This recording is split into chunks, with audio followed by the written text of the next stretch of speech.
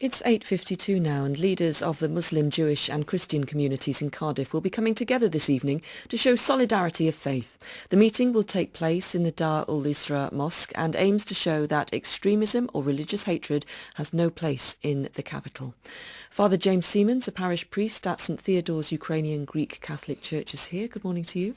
Alongside Amanda Morris, who's one of the volunteers at the community outreach team at the mosque. Hello. Good morning. And Rabbi Michael Rose from Cardiff United Synagogue. Welcome to you. Good morning. Amanda Morris, why did you decide to host this event?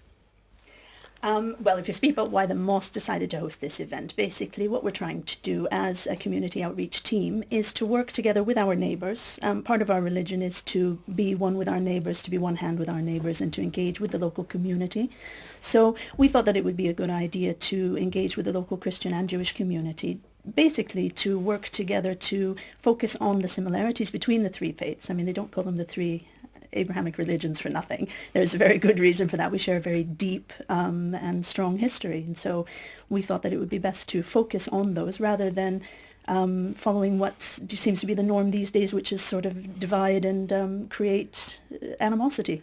Father Siemens, does it go further, do you think, than bringing different faiths together? Is this also about cultural heritage issues and even social issues as well? It's an excellent question. I think you talk about shared culture or cultural issues. If you look back in sort of the history of our religions, you see a strong desire to pursue wisdom. And this is something that is forgotten in the extremely sort of negative stories that we're witness to constantly now. And, that pursuit of wisdom is something that binds us very closely together. And I think I'm hard-pressed to think of an example where it's better manifest than in the activities that have been hosted, for example, by Darul Isra in recent months. So, yes, it's very much at the heart, hopefully, of what And we're have you all about. visited the mosque before? I have, yes. And what did you get out of that experience? I've been there on a couple of occasions, and what I got out of it was some excellent food. And Always a bonus. and a real sense that where in the media commonly we hear very sort of negative rhetoric very often, that community substantiates the language of friendship and the language of peace, and it's something that I think can only be further sort of reinforced by our pursuits together right now. And Rabbi Rose, have you visited the mosque before? I haven't visited the mosque yet, but I do think this event is a very good event. And really it's taking things a step further, because in the past we've talked about tolerance of other religions, but this is more than that. It's respect of other religions, that every person has the right to their faith, that every person can practice their faith freely, that we acknowledge that and we respect that, not just to tolerate others, but to respect others, to have a dialogue and to have an understanding of another culture, another way of doing things, I think is vital to face the challenges that we have today. And this is all about faith leaders getting together, isn't it? And faith leaders, of course, will have studied religion and will have a greater and deeper understanding, perhaps, of religion than the rest of us. Is there an idea to open out these events to worshippers in general? Well, actually, this evening's event, although I think the three speakers are faith leaders in and of themselves, but the guests who will be attending are from the three faith communities, so the various congregations. So it's not only, say, for the priests and the reverends and the rabbis and the sheikhs and so on. It is actually for the wider community.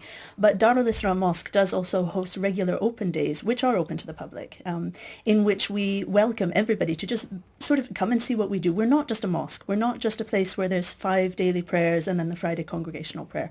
We are an education centre. We host Arabic lessons, Quran lessons. We have also A-level and GCSE tutoring for school-age children.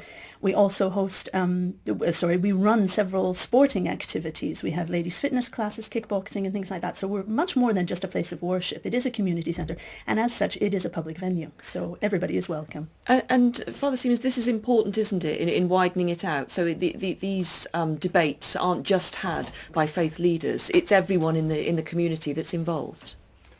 Very much so. I mean, if you are walking down the street and you see, the sign for a mosque, you don't know what's going on inside necessarily.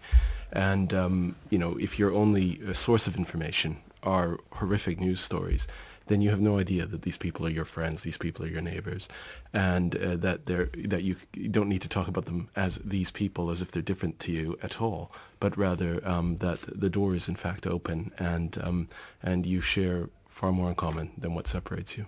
Thank you. I wish you well with tonight's event. Thank you very much for coming in. That's Father James Siemens, who's a parish priest at St Theodore's Ukrainian Greek Catholic Church, Amanda Morris, who's from the mosque who's hosting the event, and Rabbi Michael Rose from Cardiff United Synagogue. Thank you.